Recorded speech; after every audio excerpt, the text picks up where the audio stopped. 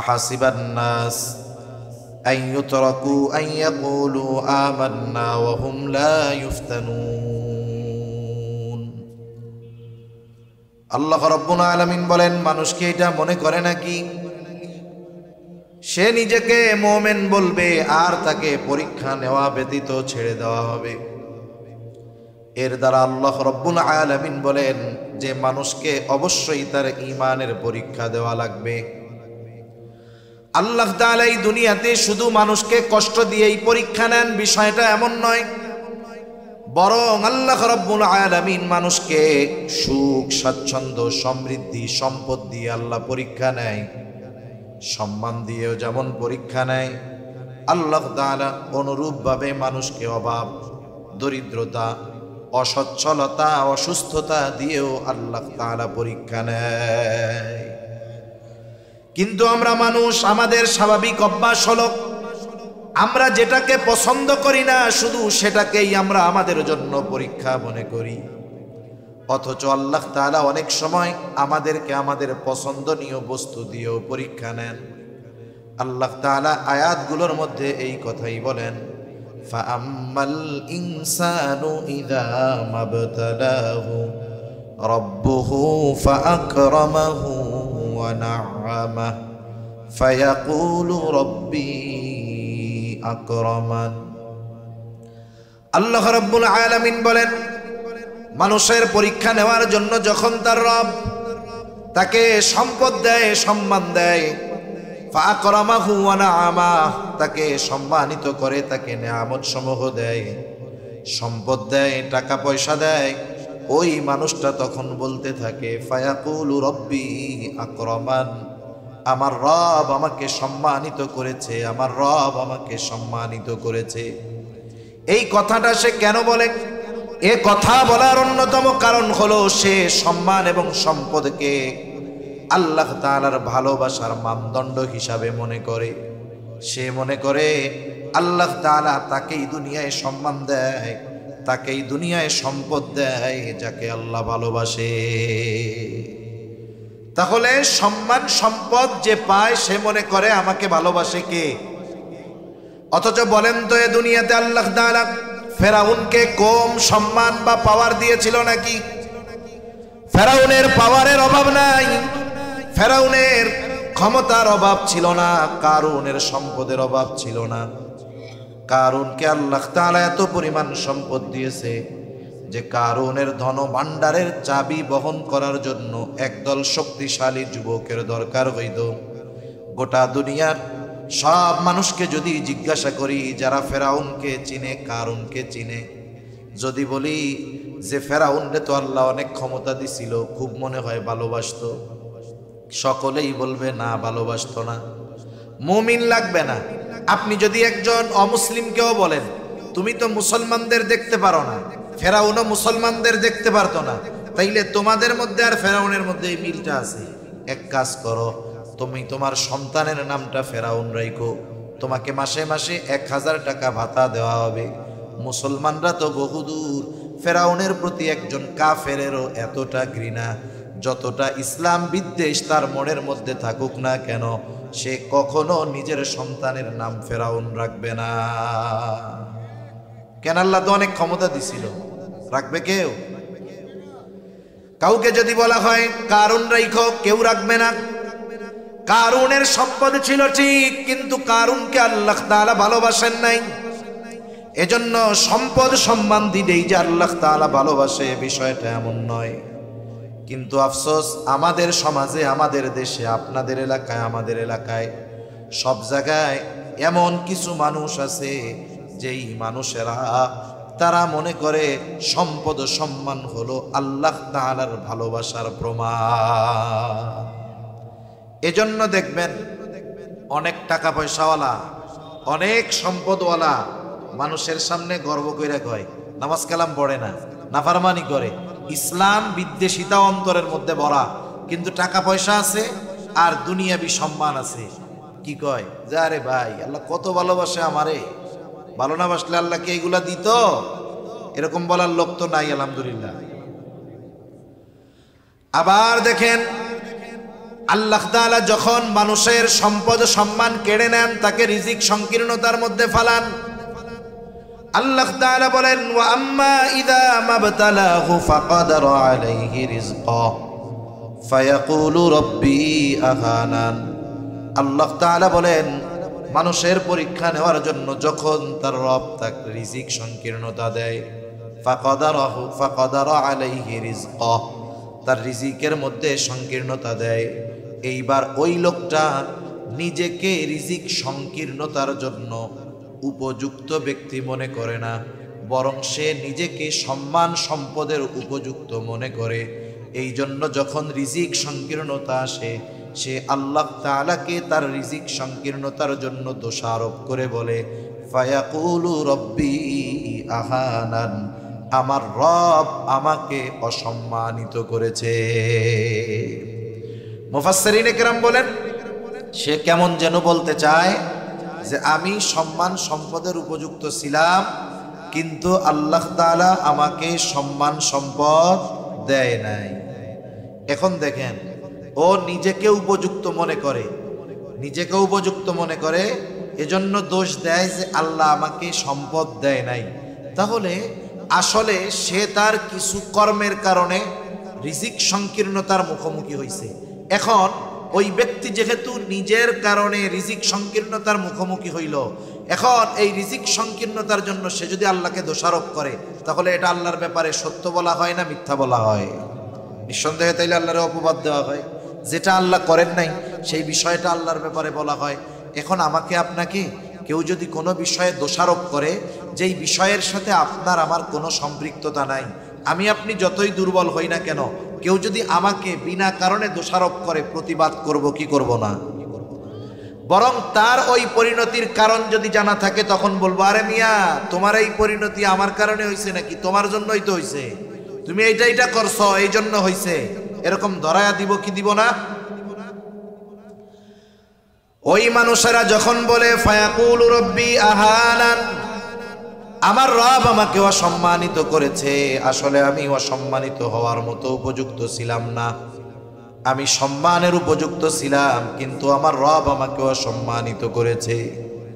আল্লাহ তাআলা তার ব্যাপারে এই মিথ্যারোপের প্রতিবাদ করে প্রথমেই বলেন, কাল্লা, তারা যেই অপবাদ দেয় এটা কখনোই সত্য নয়। তাহলে কেন তাদের রিজিকের মধ্যে সংকীর্ণতা আসে? আল্লাহ তাআলা প্রথমে তার ব্যাপারে আনিত মিথ্যা অভিযোগকে আল্লাহ তাআলা প্রথমে অভিযোগকে আল্লাহ রাব্বুল আলামিন অস্বীকৃতি জ্ঞাপন করার পর এবার তার রিজিকের সংকীর্ণতার কারণ বর্ণনা করে 1 নম্বরে বলেন, বরং তোমাদের রিজিক সংকীর্ণতার 1 নম্বর কারণ হলো লা তুকরিমুনাল ইয়াতীম। 1 নম্বর কারণ হলো তোমরা ইয়াতিমকে সম্মান করো না। 8টা পর্যন্ত, এত সময় আমি পারবো না, আমার বুক ব্যথা। আমি তো 7:30টায় আমারে বলছে নামাজ, আমি সেই হিসাবে আলোচনা গুছাই নিয়ে আসছি। কি হইলো আবার এটা? আমি 7:30টা পর্যন্ত করতেছি, অসুবিধা নেই।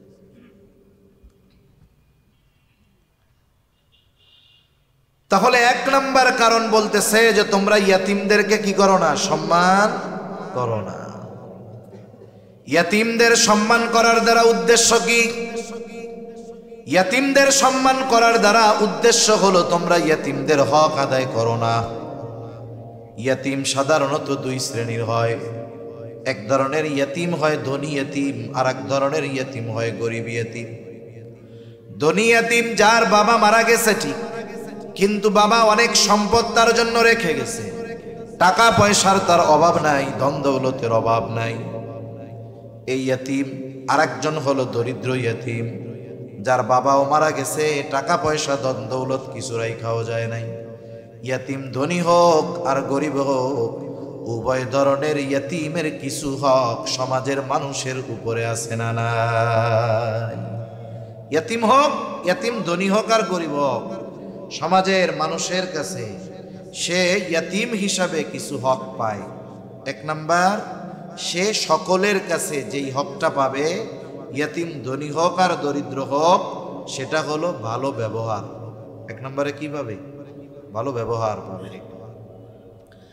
এজন্য ইয়তীমের সাথে ভালো ব্যবহার করা এটা ইয়তীমের অন্যতম হক। রাসূলুল্লাহ সাল্লাল্লাহু আলাইহি ওয়াসাল্লামের কাছে এক ব্যক্তি আসছে, এসে বলে, ইয়া রাসূলুল্লাহ, আমার হৃদয়টা কঠিন হয়ে গেছে, শক্ত হয়ে গেছে। আল্লাহর রাসূল সাল্লাল্লাহু আলাইহি ওয়াসাল্লামকে বলতেছে, হৃদয়টা কঠোর হয়ে গেছে, আপনি আমাকে এমন আমল শিখায় দেন যে আমল করলে আমার কঠোর হৃদয়টা নরম হয়ে যাবে। ওই জামানায় একজন সাহাবী নবীর কাছে আইসা বলতেছে, হৃদয়টা কঠোর হয়ে গেছে। এই জামানার মানুষ, আমাদের পরিস্থিতি কি? আমাদের হৃদয় তো একেবারে পাথরের চাইতেও কঠোর। নবীজি সাল্লাল্লাহু আলাইহি ওয়াসাল্লাম বলতেছে, আমসাহ রাসাল ইয়াতীম ওয়া আতঈমিল মিসকিন, যে তুমি ইয়তীমের মাথায় হাত বুলায় দাও আর মিসকিনদেরকে খানা খাওয়াও। ইয়তীমের মাথায় হাত বুলায় দাও, কারণ ইয়তীমের মাথায় হাত বুলায় দিলে তোমার হৃদয় আল্লাহ নরম বানায় দিবে। ইয়তীমের কষ্টটা যদি নিজে উপলব্ধি করার চেষ্টা করি, ছোট বাচ্চা 4-5 বছর বয়স, ওর আব্বা নাই, ওর মন চাইলেই যা কিছু চাইতে পারে না আব্বুর কাছে। আপনার সন্তানটা ওর যখন কিছু খাইতে মনে চায় বলতে পারে, কিন্তু ওই বাচ্চাটা কারো কাছে বলতে পারে না। অনেক সময় যদি কারো কাছে কিছু মন চায় এটা বলে, নিগ্রহের শিকার হতে হয়, কথা শুনতে হয়। অনেক সময় এমন হয়, ইয়াতিম দরিদ্র হওয়ার কারণে কাছের মানুষ আপনজনও তার সাথে খারাপ আচরণ করে। ধনী হইলে তো টাকা পয়সা আছে, এই চিন্তা করে একটু মাঝে মধ্যে ভালো আচরণ করে, কিন্তু যেই ইয়তীম দরিদ্র হয়, গরিব হয়, ওই ইয়তীমের সাথে অনেক সময় কাছের মানুষও খারাপ আচরণ করে। এজন্য ইয়তীমের অন্যতম 1 নাম্বার হক হইল সম্মান করার অর্থ হলো 1 নাম্বার তার সাথে সদাচরণ করা, ভালো ব্যবহার করা। ইয়তীম যদি দরিদ্র হয়, এই বিষয়টা আর একটু বেশি করতে হবে, কারণ ইয়তীম যদি দরিদ্র হয়, অভাবী হয়, সমাজের যদি সামর্থ্যবান মানুষ থাকে, ধনী মানুষ থাকে, তাহলে উচিত ওই ইয়তীমের অভিভাবকত্ব গ্রহণ করা। অনেক সময় মাদ্রাসাগুলায় অনেক ইয়তীম থাকে, ইয়তীমখানার মধ্যে ইয়তীম থাকে, পাড়া প্রতিবেশী ইয়তীম থাকে। অনেক সময় ওই ইয়তীম সন্তান বাবাও তেমন সম্পদশালী না, অবহেলার শিকার হয়ে ছেলেটা অনেক সময় খারাপ হয়ে যায়। এজন্য আমাদের উচিত, যাদের সামর্থ্য আছে, অ্যাবিলিটি আছে, ইয়াতিমদের অভিভাবকত্ব গ্রহণ করা। কেউ যদি পরিপূর্ণটা গ্রহণ করতে না পারে, কমপক্ষে আংশিক হইলেও অভিভাবক হওয়া। যেমন মাদ্রাসাগুলোর মধ্যে যদি ইয়াতিম থাকে, অসহায় দরিদ্র ইয়াতিম, আপনি গিয়া হুজুরের কাছে বলতে পারেন, হুজুর আমি একটা ইয়াতিমের খরচ চালাইতে চাই, আপনার প্রতি মাসের খরচ চালানোর অ্যাবিলিটি নাই। আপনি বলেন যে হুজুর আমি তার বছরে পোশাক যা লাগে সেটার খরচ দিয়া দিব, তার স্যান্ডেল যত টাকার লাগে আমি দিয়া দিব, তেল পানি সাবান যে কয় টাকার লাগে আমি দিয়া দিব। যে কোনো একটা অংশের অভিভাবকত্ব গ্রহণ করেন, তাহলে লাভটা কি হবে? নবীজি বলেন, হাদিসের মধ্যে আসছে, আমি আর ইয়াতিমের অভিভাবক জান্নাতের মধ্যে পাশাপাশি অবস্থান করব। এই বলে নবীজি এই দুটো আঙ্গুল ইশারা দিয়ে দেখা দিলেন, এই দুইটা আঙ্গুল যেমন পাশাপাশি অবস্থানরত, নবীজি বলেন আমি আর ইয়াতিমের অভিভাবক জান্নাতের মধ্যে ওই রকম পাশাপাশি অবস্থান করব। আংশিক অভিভাবক হন, লস নাই এতে, নবীর সাথে জান্নাতে থাকা যাবে। এর চাইতে বড় নেয়ামতের আর কিছু আছে নাকি? দুনিয়ার মানুষ, দুনিয়ার একজন প্রসিদ্ধ মানুষের সাথে কিছু সময় কাটাইতে কত আগ্রহী হয়। আচ্ছা, আপনাদের এলাকার কেউরে যদি বলা হয় যে এক কাজ করেন, আপনাকে প্রধানমন্ত্রীর সাথে একবেলা একই টেবিলে একই সাথে বৈশাখ খাওয়ার ব্যবস্থা করে দেওয়া হবে, বা প্রধানমন্ত্রী আপনারা দাওয়াত দিছেন অমুক তারিখ দুপুরবেলা আমার বাসায় বা আমার কার্যালয়ে অথবা আমার বাসভবনে দুপুরে খাবারের দাওয়াত, এই যে আধা ঘন্টা সময় প্রধানমন্ত্রীর সাথে যদি থাকার সুযোগ হয়, এ সুযোগ দুনিয়ার কেউ মিস করবে না, আমি মোল্লাও মিস করব না। ঠিক কিনা বলেন? যদি 20-50 লাখ খানিক খরচও হয়, কেউ পিছ পাওয়াবে না। নিজের কাছে না থাকলে অন্যর কাছ থেকে কর্জ নিবে, ধার নিবে, চিন্তা করবে 1 লাখ খরচ করে যদি যাইতেও হয় অসুবিধা কোথায়, ওনার কাছে একটু নিজের কথাটা যদি বইলাই দিতে পারি তাইলে 10 লাখ আসার ব্যবস্থা হয়েও যাইতে পারে। ঠিক কিনা বলেন? এই আশায় সর্বোচ্চ প্রচেষ্টা করে প্রধানমন্ত্রীর সাথে কিছু সময় থাকার, কাটানোর এই সুযোগ অর্থ খরচ করে হলেও আমরা মিস করব না। অথচ নবীজি তার সাথে থাকার ব্যবস্থা আমাদের জন্য করে দিয়েছেন। নবীজির সাথে থাকতে পারার সংবাদ শুনে সাহাবায়ে কেরাম সবচাইতে বেশি খুশি হয়েছে। এত খুশি সাহাবায়ে কেরাম আর কোনো খবরে হয় নাই। মূল অপারেটর কি আছেন এখানে? আপনি অপারেটর মূল, রিভার্ব দিয়ে আওয়াজ ছাড়েন। আপনারে বারবার বলতেছি, আপনি বুঝেন না, শব্দ টানতেছেই না, অনেক জোরে বলতেছি আমি। ডিলে মিলে তো ঠিক মতো দিচ্ছেন, রিভার্ব দিয়ে আওয়াজটা ছেড়ে দেন যেন একটু আরামে কথা কইতে পারি।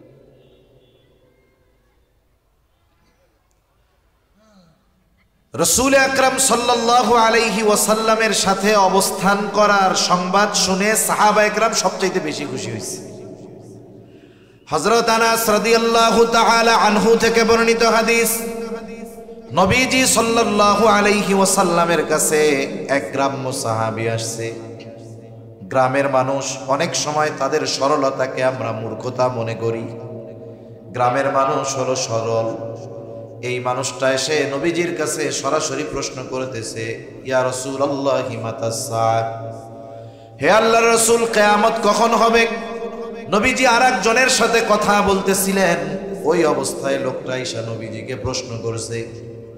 নবীজি ওই ব্যক্তির সাথে কথা শেষ করার পরে বলতেছেন, ওই লোকটা কোথায় যে জিজ্ঞাসা করলো কিয়ামত কখন হবে? লোকটা বলে, আনা ইয়া রাসূলুল্লাহ, হে আল্লাহর রাসূল, আমি জিজ্ঞাসা করেছি। নবীজি সাল্লাল্লাহু আলাইহি ওয়াসাল্লাম তার প্রশ্নের জবাব দেওয়ার আগে তাকে উল্টা পাল্টা প্রশ্ন করলেন। কারণ তার প্রশ্নের ভাবটা এমন ছিল না যে সে জানতে চায় কিয়ামত কখন আসবে, বিষয়টা এমন নয়।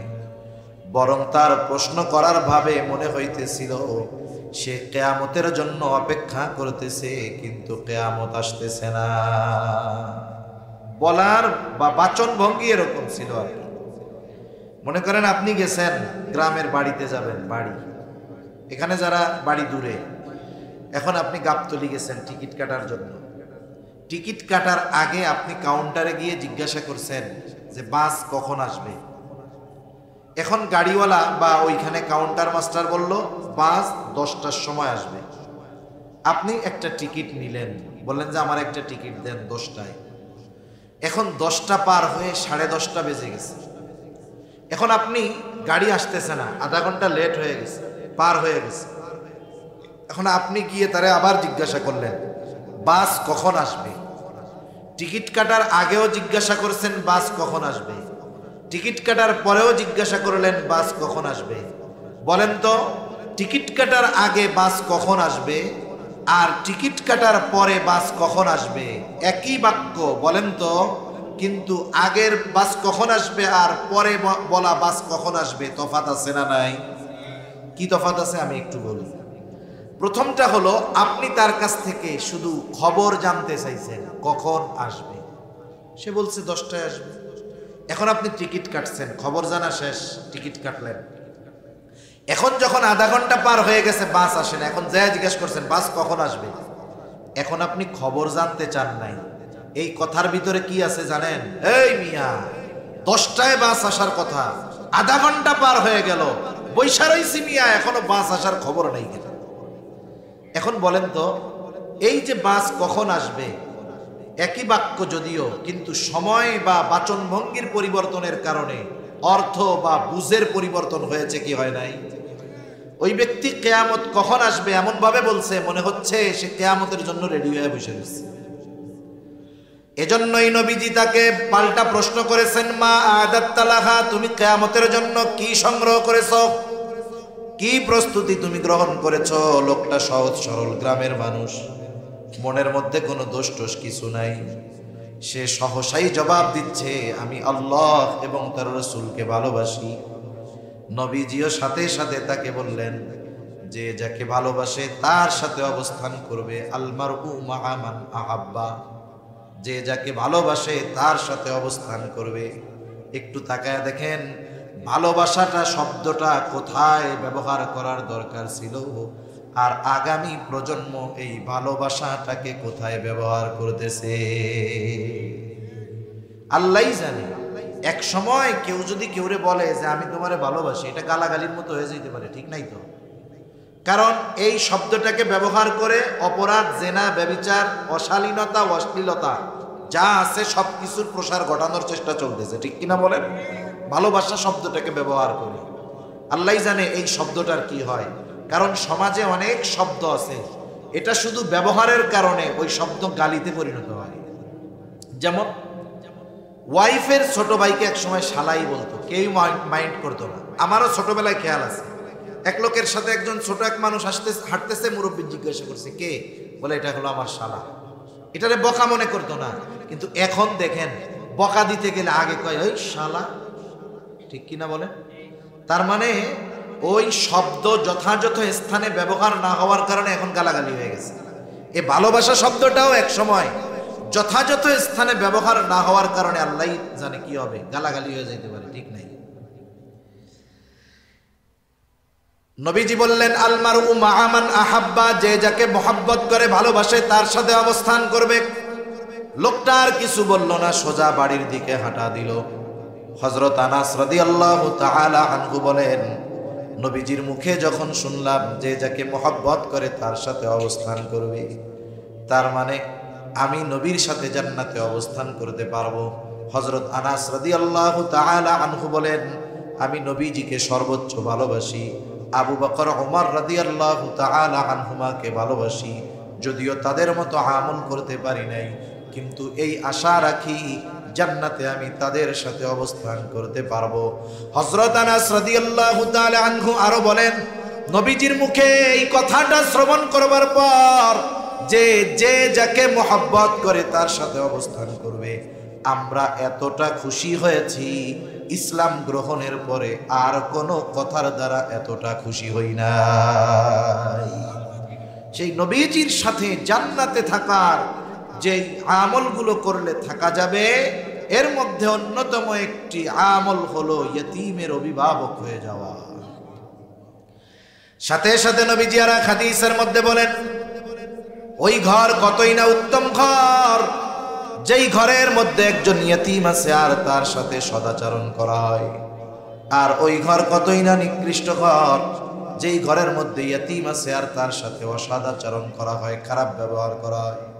বুজুর্গানে দিন বলেন, মূল কথাটা হইল যেই ঘরে একজন ইয়তীম আছে, ওই ইয়তীমের সাথে ওই ঘরের মানুষ যখন সদাচরণ করে, ভালো ব্যবহার করে, ওই ইয়তীমের সাথে ভালো আচরণ করার কারণে আল্লাহ তাআলা ওই ঘরটাকে রহমত এবং বরকত দিয়া ভরপুর করে দেয়। আবার যেই ঘরে ইয়তীম, তার সাথে যখন খারাপ আচরণ করা হয়, আল্লাহ তাআলা বেজার হয়ে যায়, নাখোশ হয়ে যায়। এই কারণে আল্লাহ রাব্বুল আলামিন ওই ঘর থেকে বরকত, রহমত উঠায় নিয়ে যায়। এই জন্য আমি আপনি যদি একজন ইয়তীমের খাবারের ব্যবস্থা করি, আমি হয়তো দেখব তার পেছনে কিছু পয়সা খরচ হইতেছে, কিন্তু দেখা যাবে তার পেছনে ব্যয় হবে 3000 টাকা। আল্লাহ তাআলা তার বরকতে, তার কল্যাণে আমাকে লক্ষ লক্ষ টাকার কল্যাণ, বরকত আল্লাহ দান করবে। সব সময় বরকত কিন্তু দেখা যায় না, দেখা যায় না। মনে করেন একজন বেতন পায় 50,000 টাকা, তার খরচ কিচ্ছু নাই, নিজের বাড়িতে থাকে, ঘর নিজের, জায়গা নিজের। 50,000 টাকা ঢাকা শহরে যদি বাসা ভাড়া দেওয়া না লাগে, তাহলে মোটামুটি এটা দিয়ে ভালো মতো চলা যায়। এখন পরিবারের লোক 2 জন 3 জন, বাচ্চা একটা, দেখা যায় মাস শেষে 50,000 কুলায় না, আরো মানুষের কাছ থেকে ঋণ করা লাগে। আছে না নাই? আছে। কেন? আরে প্রতি মাসে ওনার বউ 10 দিন অসুস্থ, উনি 10 দিন অসুস্থ, পোলাপান 10 দিন অসুস্থ, হাসপাতালে দৌড়াইতে দৌড়াইতে টাকা পয়সা শেষ। আবার আর এক আল্লাহর বান্দা, সে টাকা পয়সা বেশি পায় না, বেতন কম পায়, কিন্তু আল্লাহ তাআলা তার ঘরে কোনো রোগ দেয় নাই।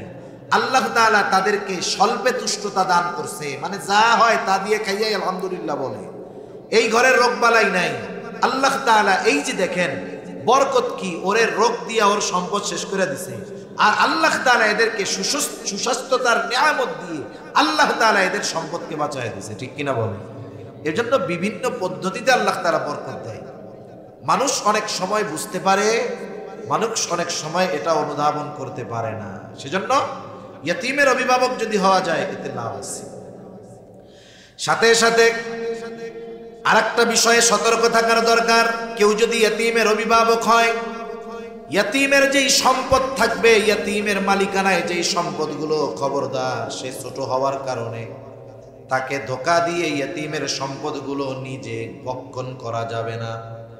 এটা বড় জঘন্য কাজ। অন্যায়ভাবে অন্য কারো সম্পদ ভক্ষণ করা এটা নিঃসন্দেহে গর্হিত কাজ। আল্লাহ তাআলা এটা নিষেধ করেছেন, ওয়ালা তাকুলু আমওয়ালাকুম বাইনাকুম বিল বাতিল। আল্লাহ তাআলা বলেন অন্যায়ভাবে তোমরা কারো সম্পদ ভক্ষণ করো না, এটা বড় জঘন্য এক খারাপ কাজ। এই কাজটা আমাদের সমাজে বেশি, বিশেষ করে টাকা পয়সা সহ জমি জাতি যা আছে, মানুষ আরেকজনেরটা কেমনে নিজে খাবে, কেমনে ভোগ দখল করবে, এই ধান্দায় থাকে। গ্রাম অঞ্চলে বেশি, শহরেও আছে। শহরে তো ভূমিদস্যুর অভাব নেই, আছে না নাই? এদেশের বড় বড় শিল্পপতি তারা এক সময় কিছুই ছিল না, মানুষের জমি দখল দিয়া বড় বড় আধুনিক স্থাপনা গড়ে উঠতেছে। দেখা যাবে ওই বিশাল স্থাপনার নিচে শত শত মানুষের লাশ আছে, ঠিক কিনা বলেন? এদেশে আছে এরকম। অথচ নবীজি বলেন অন্যায়ভাবে কেউ যদি কারো 1 বিঘত জমিন দখল করে, কিয়ামতের দিন 7 তবক জমিন তার গলার সাথে পেঁচায় দেওয়া হবে। এ তো এক শাস্তি গেল। কিয়ামতের দিন এই যে আরেক বান্দার হক সে দখল দিল, কিয়ামতের দিন ওই বান্দার হক তাকে আদায় করতে হবে। হয়তো তার নেকি দিয়ে হক আদায় করবে, না হয় ওই ব্যক্তির গুনাহ নিয়ে তাকে তার হক আদায় করতে হবে। এজন্য আমরা অন্যায়ভাবে কারো সম্পদ ভক্ষণ করব না, সে যে ব্যক্তি হোক।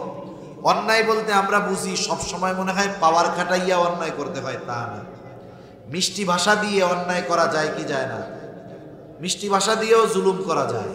একজনের কাছ থেকে একজন একটা জিনিস দখল দেয় ক্ষমতা দেখায়, আর একজন ক্ষমতা দেখায় না, মিষ্টি কথা কইয়া দখল দেয়। দুইজনের উদ্দেশ্য এক, কর্মও এক, কিন্তু পদ্ধতি ভিন্ন। এজন্য আমরা অন্য কারো সম্পদ ভক্ষণ করব না। এটা যদি ইয়তীমের হয় তাইলে কি হবে? আল্লাহ তাআলা বলেন ইন্নাল্লাযীনা ইয়াকুলুনা আমওয়ালাল ইয়াতামা যুলমান ইন্নামা ইয়াকুলুনা ফি বুতুনিহিম নারা।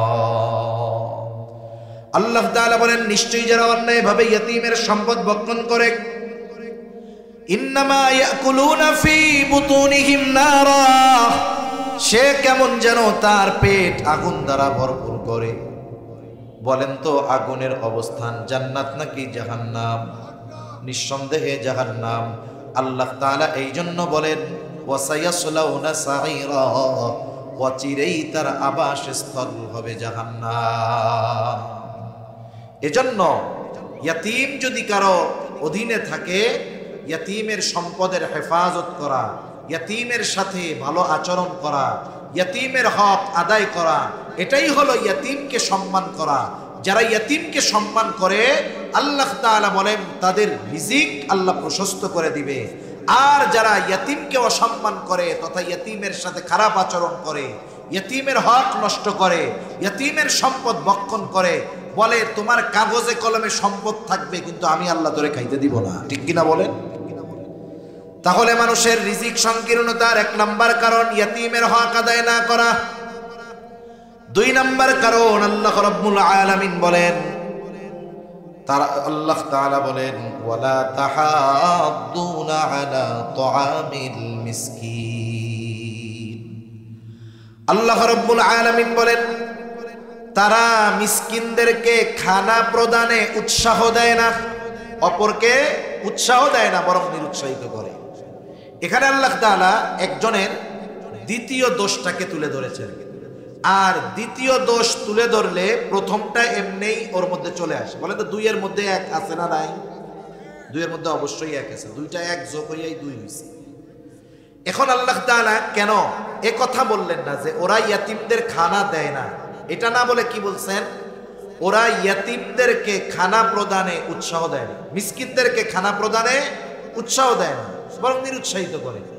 এখন বলেন তো, যেই ব্যক্তি নিজে মিসকিনদেরকে খানা খাওয়ায় না, ও কি আরেকজনকে বলবে যে তুমি খাওয়াও? বলবে? বলবে না। কারণ ও বলবে, আরে মিয়া তুমি নিজে খাওয়াও না, আরেকজনকে ওয়াজ করতেছো, তাই না? এজন্য আল্লাহ তাআলা তার দ্বিতীয় ত্রুটিটা উল্লেখ করে বুঝাইলেন যে ও নিজেও তো খানা দেয় না, অপরকেও খানা দানে উৎসাহ প্রদান করে না। অথচ খানা খাওয়ানো ফজিলতের কাজ। খানা খাওয়ানো কিসের কাজ? ফজিলতের কাজ।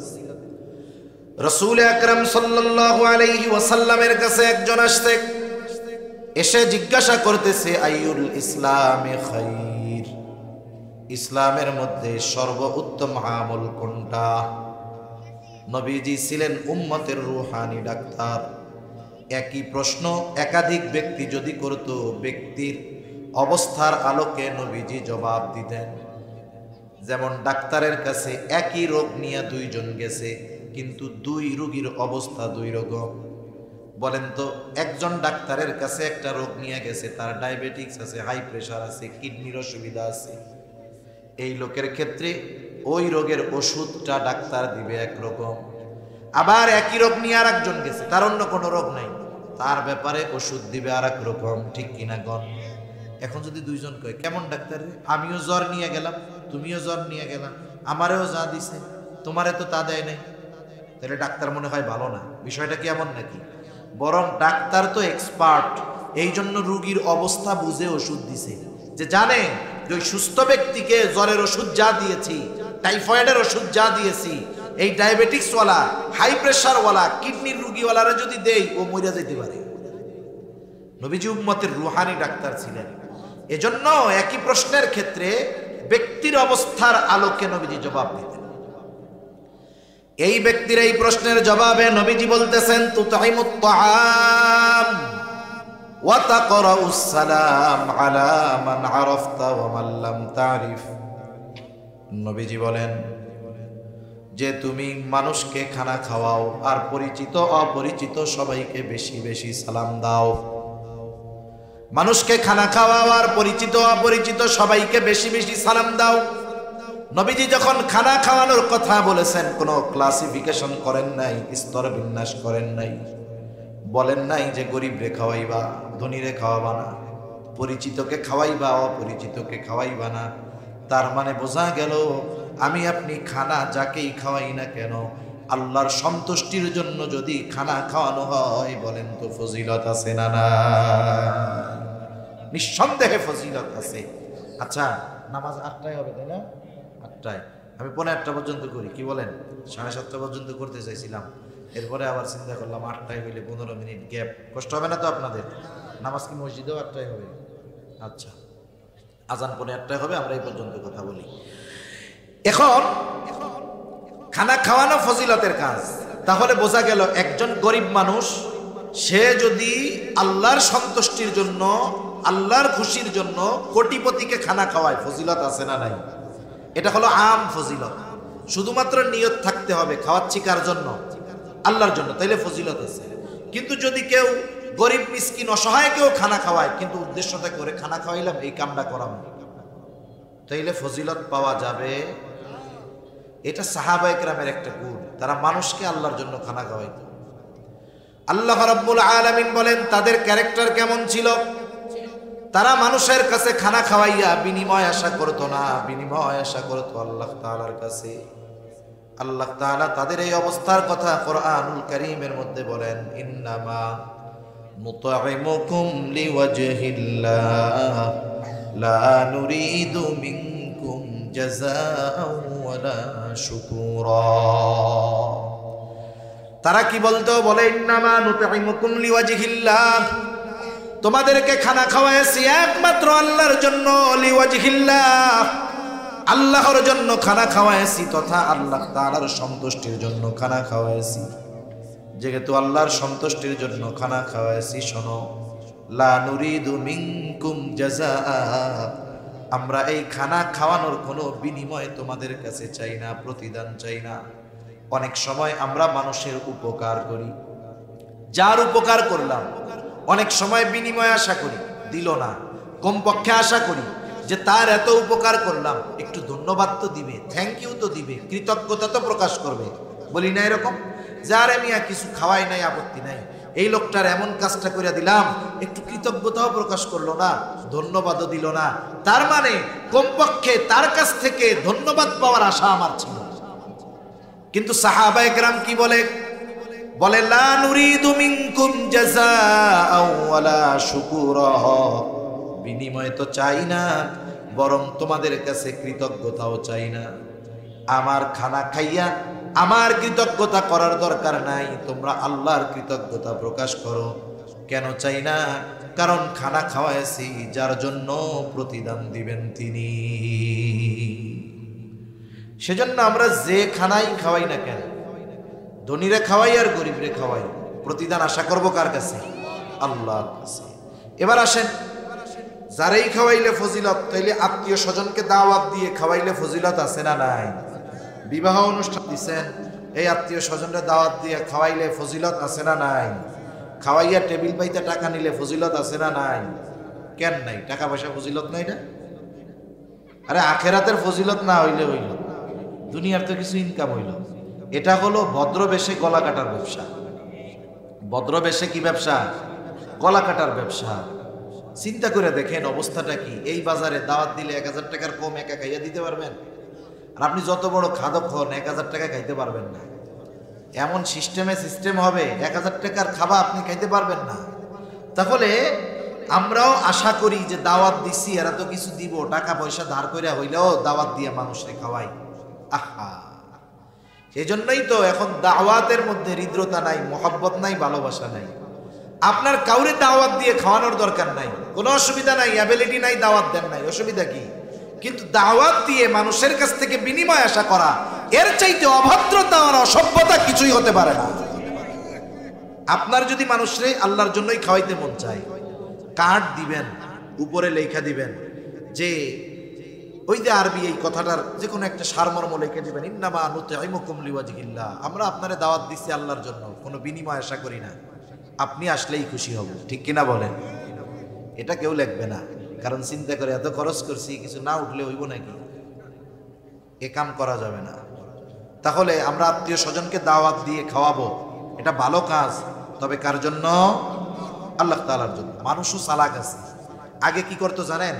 আগে একটা কার্ড দিছে, এক কার্ড দিছে এক ফ্যামিলিতে, এক কার্ড এক ফ্যামিলিতে, আপনি আপনার পরিবার সহ দাওয়াত। এখন দেখা গেছে ওই পরিবারের লোকজন আসছে, তারা 5 জন দাওয়াত দিছে। এবার চিন্তা করছে আমরা যাবো, তাইলে মেয়েটাকেও বলি, মেয়েটাও আসুক, নাতিপুতাও আসুক। দেখা যাবে এক কার্ডে এক হায়েস ভইরা চলে আসছে 12-13 জন, 13-14 জন এক টেবিলে খাইয়ে টাকা দিয়ে গেছে 5000। এখন হিসাব করে হায় রে, বিল টিল দিয়া তো একজনের পিছনেই 600-700 উপরে খরচ, খাইয়া গেল 14 জন, তাইলে এখানে তো লস হয়ে গেছে ব্যবসায়। পাবলিক চালাক। এখন কি করে জানেননি? অনেক জায়গায় কার্ড একটা দিবে, এবার আইসা জিজ্ঞাসা করবে আপনাদের ফ্যামিলির লোক কয়জন? বলে 4 জন। 4 জনের 4টা কার্ড দিবে, কার্ডের মধ্যে লেখা থাকবে অনলি ফর 1 পারসন। এক কার্ড দিয়া কয়জন? আগে আইসা কমিউনিটি সেন্টারে আইসা বললেই ঢুকে যাওয়া যাইতো, কারণ অভ্যর্থনার জন্য ওই অনুষ্ঠান যার সে থাকতো। এখন চালাকি করে ওই কমিউনিটি সেন্টারের গেটে অপরিচিত একটা লোকরে দাঁড়া করায় রাখবে, যে কার্ড দিবে সে ঢুকতে পারবে। ওই অপরিচিত লোক কে, এই মেহমান কে, মেহমান টেহমান ও তো আর চিনবে না। কার্ড দিবেন, ঢুকবেন, কার্ড নাই আপনি যেই হন ঢুকতে পারবেন না। সুন্দর সিস্টেম না? আচ্ছা, আজানের জবাব একজন দিয়ে দেন, বাহিরের মাইক দরকার হয় বন্ধ করে দেন, সমস্যা নেই। আচ্ছা আজান, হ্যাঁ আমি কি শেষ করে দিব? বাহিরে দিচ্ছে, ঠিক আছে, এখানে 8টায় নামাজ হবে, আমি শেষ করে দিব। আচ্ছা আজান হোক, সমস্যা নেই, বন্ধ আছে, ঠিক আছে। তাহলে দেখেন, এক কার্ড দিয়ে একজনকে এখন ঢোকার অনুমতি দেওয়া হয়। এই সিস্টেমটা কেন? ওই যে আগে এক কার্ডে এক ফ্যামিলি এসে খাইয়া দিয়া যাইত, তাতে লস হয়ে যাইত। মানুষ কত পদ্ধতি বানায়, কত চালাক হয়। সেজন্য আমরা মানুষকে দাওয়াত দিব, এটা একেবারে আল্লাহর জন্য মুহাব্বতের সাথে খাওয়াবো। এই খাওয়ানোর মধ্যে ফজিলত আছে, ঠিক কিনা বলেন? এখন যদি আপনি খাবারটা একজন অসহায় দরিদ্র মিসকিনকে খাওয়ান, বলেন তো ফজিলত আছে না নাই? এমনে খানা খাওয়ানোর এক ফজিলত, আবার অভাবী দরিদ্র দুস্থ খানা খাওয়ানোর আর এক ফজিলত। আবার যদি এই অভাবী দরিদ্র অভুক্ত লোকটা আপনার প্রতিবেশী হয়, খানা খাওয়ানো শুধু ভালো কাজ নয়, এটা ঈমান সম্পৃক্ত বিষয়। নবীজি সাল্লাল্লাহু আলাইহি ওয়াসাল্লাম বলেন, লাইসাল মুমিন আল্লাযী ইয়াশবাউ, ওই ব্যক্তি মুমিন নয় যে নিজে পেট পুরে খায় আর তার প্রতিবেশী অভুক্ত থাকে। নবীজি বলেন সে মুমিন নয়। এই যে আজকে শাবানের 4 তারিখ, আর মাত্র 25 দিন বা 26 দিন পর রোজা শুরু হয়ে যাবে। আমার আপনার টেবিলে ইফতারের সময় দেখা যাবে 10 প্রকারের আইটেম আছে, তরমুজটা নাই। আফসোস লাগবে, আহারে তরমুজটা থাকলে কত ভালো হইতো। আপনার আমার 10 প্রকারের আইটেম থাকার পরেও একটার জন্য আফসোস করতেছি, অথচ দেখা যাবে আপনার প্রতিবেশী একেবারে পান্তা ভাতার শুকনা মরিচ নিয়ে ইফতার করার জন্য বসে আছে। এরকম সমাজে কম বেশি আছে তো। আপনি আপনার প্রতিবেশীর দিকে একটু নজর দেন, আইটেম 2টা কমায় দেন, ওই 2 আইটেম আপনি আপনার ওই মানুষদের জন্য ব্যয় করেন। অনেক মানুষ আছে এই রোজা রেখে পরিশ্রম করে কষ্ট করে রোজাও রাখে। রোজার মাস আসলে অনেক মুমিন খুশি হয় যে আমরা ইবাদত বন্দেগী করতে পারবো, আর ওই মানুষগুলো খুশি হওয়ার সাথে সাথে কপালে বাজ পড়ে যায়, কারণ সে দৈনিক উপার্জন না করলে তার রোজা রাখার ব্যবস্থা হবে না। তাহলে দিনে তাকে পরিশ্রম করতে হবে, আবার রোজা রাখতে হবে, নাইলে খাবারের ব্যবস্থা হবে না। এইরকম মানুষগুলো একটু খুঁজেন। যেই মানুষের এরকম অবস্থা, আপনি তার জন্য একটু সাহায্যকারী হয়ে যান।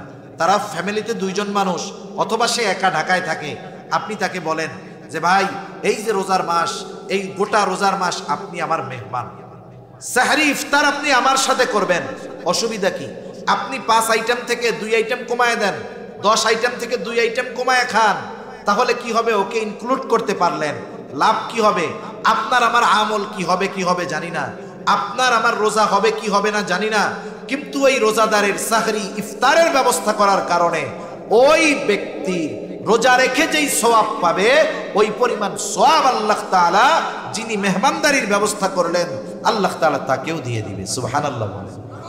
রোজার মাসে তো নেক কামানোর ব্যবসা, সওয়াব কামানোর ব্যবসা, ঠিক কিনা বলেন? এজন্য আমরা একটু প্রতিবেশীর দিকে খেয়াল রাখবো তো ইনশাআল্লাহ, একটু খেয়াল রাখবো ইনশাআল্লাহ। তাহলে আল্লাহ তাআলা বলেন, ওয়ালা তাহাদ্দুনা আলা তুআমিল মিসকিন। রিজিক সংকীর্ণতার দ্বিতীয় কারণ হলো তোমরা নিজেরাও অসহায়দেরকে খানা খাওয়াও না, অপরকেও খানা দিতে উৎসাহ দাও না। আমি যদি না খাওয়াইতে পারি, আমি আরেকজনকে উৎসাহ প্রদান করব। যদি তাও না পারি, আমার আপনার কাছে কেউ যদি কখনো কিছু চায়, দিতে না পারলেও খারাপ আচরণ করে ফিরিয়ে দিব না, বরং তাকে ভালো আচরণের মাধ্যমে ফিরাইয়া দিব। অনেক সময় তারাও তো মানুষ, অনেক সময় দেওয়ার পরেও তারা নাখোশ হয়, একজনের কাছে বারবার চাইতেছে। এখন সে করলো কি, 50 টাকা 100 টাকা দিয়ে দিল, দিয়ে বলে ধর তো গোজালা আর বাঁচি না, ধর যা।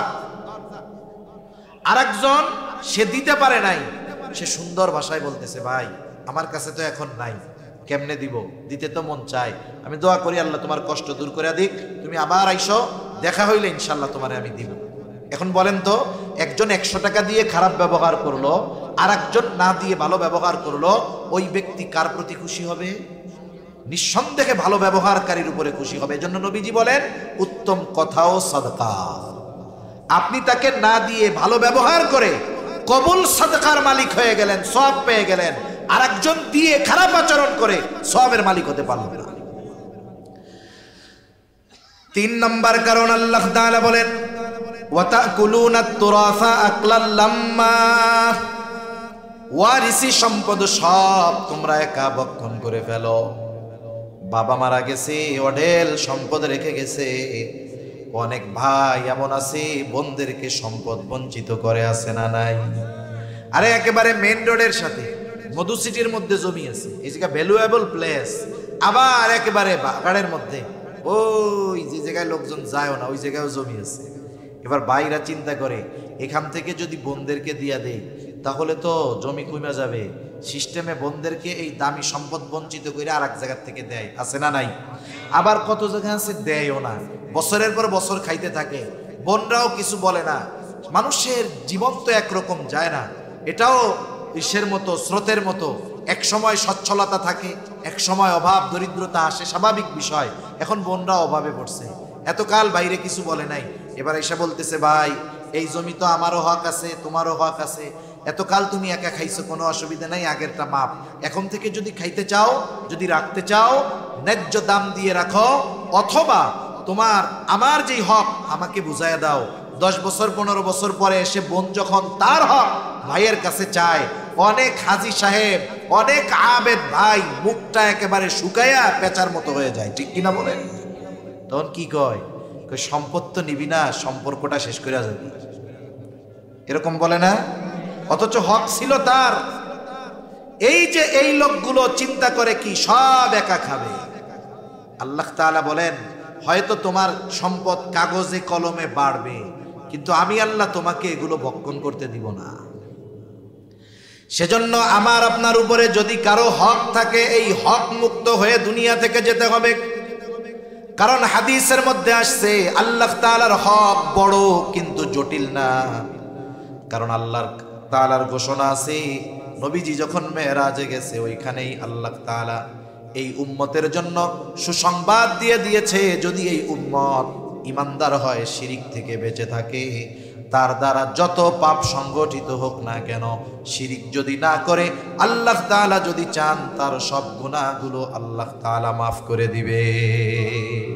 আল্লাহর হক বড়, তবে জটিল না, আল্লাহ মাফ করে দিতে পারে। একজন সারা জীবন নামাজ পড়ে নাই, শিরিক করছে, শিরিক করে নাই, আল্লাহর কাছে মাফ চাইছে, আল্লাহ মাফ করে দিতে পারে। এগুলো আল্লাহর হক। কিন্তু বান্দার হক ছোট, কিন্তু এটা জটিল। বান্দার হক ছোট, কিন্তু এটা জটিল। কিয়ামতের দিন কেউ কাউকে ছেড়ে দিবে না। এজন্য আমার আপনার উপরে কারো হক যেন না থাকে, এই বিষয়টা চিন্তা করব। অনেক সময় আমাদের গ্রাম অঞ্চলে বেশি হয়, শহরেও হয়, 1-1.5 ইঞ্চি জমির জন্য মারামারি হয়ে যায়, হয় কি হয় না? একজনের পাওয়ার আছে, ওইটারে দখল দিয়া দেয়। হায় রে ভাই, আপনি দুনিয়া একটু ছাড় দেন, 1-2 ইঞ্চি সাইডে ওরা একটু বেশি খাওয়া নি আপনি, অসুবিধা কি? এই যে দুনিয়ায় এতটুকু ছাড় দিলেন, এর বিনিময়ে আল্লাহ তাআলা আপনাকে আমাকে আশা করা যায় আখেরাতে ছাড় দিয়ে দিবে, ঠিক কিনা বলেন? আল্লাহ ছাড় দিয়ে দিবে আখেরাতে। দুনিয়ার একটু খাইতে গিয়ে আখেরাত কেন বরবাদ করব? এজন্য আমরা এই ব্যাপারে সচেষ্ট হব যে আমি মারা যাওয়ার আগে আমার উপরে যেন কোনো বান্দার হক না থাকে। বান্দার হক শুধু টাকা পয়সা সম্পদ এটা নয়। একজন মুরব্বীর সাথে যদি আমি আপনি খারাপ আচরণ করি, মুরব্বীর হক ছিল আমার কাছ থেকে ভালো আচরণ পাওয়া। কেউ যদি ওই মুরব্বীর সাথে খারাপ আচরণ করে, সে ওই মুরব্বীর হকও নষ্ট করে। এজন্য রাসূল সাল্লাল্লাহু আলাইহি ওয়াসাল্লাম এক হাদিসের মধ্যে আসছেন, তিনি বলেন তোমরা ওই দিন আসার আগে, যেই দিন বাদী বিবাদীর মধ্যে আল্লাহ ফয়সালা করে দিবে, ওই দিন আসার আগে তোমরা যদি কথার দ্বারাও কাউকে কষ্ট দিয়ে থাকো, তাহলে দুনিয়াতে তোমরা মাপ চায় না। একটু চিন্তা করে দেখেন তো, এই হায়াতে আমরা কতজনকে কথার দ্বারা, কর্মের দ্বারা, আমার পাওয়ারের দ্বারা কষ্ট দিয়েছি। হয়তো এমন মানুষ আছে অনেককে কষ্ট দিয়েছি, দুনিয়া থেকে চলে গেছে। অনেক মানুষকে কষ্ট দিয়েছি, তার সাথে আর দেখা হবে না। আপনি এখন কি করবেন? তাদের জন্য আল্লাহর কাছে মাফ চাইবেন যে আল্লাহ আমি খারাপ আচরণ করছিলাম তাদের সাথে, আপনি তাদেরকেও মাফ করেন, আমাকেও মাফ করে দেন। তাদের নামে কিছু সদকা করবেন যে আল্লাহ এই সদকার সওয়াব আপনি তাদেরকে দিয়ে দেন, তবুও আমাকে এই কারণে কিয়ামতের দিন আল্লাহ আপনি ধইরেন না। আশা করা যায় আল্লাহ তাআলা মাফ করে দিবে, আশা করা যায় মাফ করে দিবে। এজন্য মরার সময় আমার আপনার কাছে কেউ প্রাপ্য থাকে, কেউ আমার কাছে কোনো হক পায়, এভাবে যেন আমরা দুনিয়া থেকে বিদায় না নেই, সেভাবে প্রস্তুতি নিবে তো ইনশাআল্লাহ। 4 নাম্বার, আল্লাহ তাআলা বলেন ওয়া তুহিব্বুনাল মালা হুব্বান জাম্মা, একেবারে পরিপূর্ণ মাত্রাতিরিক্ত মালের মহব্বত, দুনিয়ার মহব্বত। এখানে দুইটা বিষয় হতে পারে। একটা, এই মালের মহব্বত রিজিক সংকীর্ণতার কারণ। কেন? এখন দেখেন দুনিয়ায় অনেক মানুষ আছে 80 বছর বয়স, নামাজ কালাম পড়ে না, কিন্তু গর্বের সাথে বলে এখনো আমি 18 ঘন্টা অফিসে ডিউটি করি। এই লোকটা ডিউটি করেই তার জীবন শেষ করলো, কিন্তু খাইতে পারলো না, ঠিক কিনা বলেন?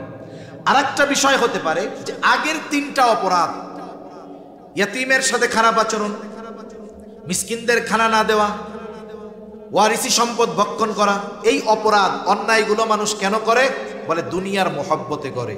আপনি যদি এই জিনিসটা একটু চিন্তা করেন, আমরা যদি একটু ভাবি, এই পৃথিবীতে যত অপরাধ হয়, যত গুনাহ হয়, ঘুষ, সুদ, অন্যের হক মারা, অন্যকে হত্যা করা, যত ধরনের অপরাধ আছে, সব ধরনের অপরাধ এর মূল উদ্দেশ্যটা যদি আপনি বের করেন, দেখবেন সব অপরাধের পেছনে যেই কারণটা কমন থাকবে, কমন মানে কারণ বিভিন্ন হতে পারে, কিন্তু সব অপরাধের পিছনে ওই কারণটা পাওয়া যাবে, ওটার নাম হলো দুনিয়া। এজন্য নবীজি বলেন, হুব্বুদ দুনিয়া রাসু কুল্লি খাতিআ, দুনিয়ার মোহাব্বত সকল গুনাহের মূল। এজন্য দুনিয়াতে আমরা দুনিয়ার প্রয়োজনকে, যেটা দরকার, উপার্জন করব, তবে দিনকে বাদ দিয়ে নয়। আমি যদি দিনকে প্রাধান্য দিয়ে দুনিয়া যদি বৈধভাবে উপার্জন করি, কোটিপতি হই, মিলিয়নার হই, বিলিয়নার হই, কোনো অসুবিধা নাই, তবে দিনকে আগে ঠিক রাখতে হবে। সম্মানিত সুধী, আল্লাহ তাআলা এই কথাই জানালেন যে এই চারটা দোষ যার মধ্যে থাকবে, তথা ইয়াতিমদের সাথে খারাপ আচরণ করবে, মিসকিনদেরকে খানা দিবে না, 3 নাম্বার ওয়ারিসি সম্পদ পরিপূর্ণ একা অন্যের হক মেরে খেয়ে ফেলবে, 4 নাম্বার আখিরাতের উপরে দুনিয়াকে প্রাধান্য দিবে।